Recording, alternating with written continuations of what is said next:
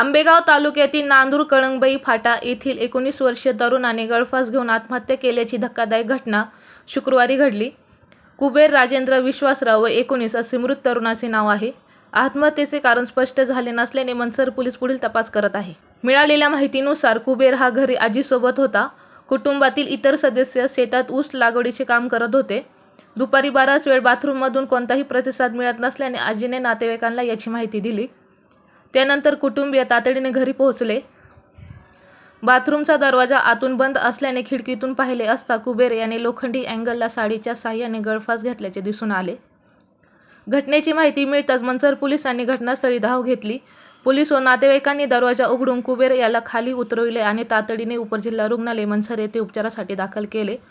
मात्र डॉक्टरांनी तपासाअंती त्याला उपचारापूर्वीच मृत घोषित केले. या प्रकरणी मनसर पोलीस ठाण्यात अकस्मात मृत्यूची नोंद करण्यात आली असून पोलिसांकडून पुढील तपास सुरू आहे. आत्महत्येमागील नेमके कारण अद्याप स्पष्ट झाले नाही.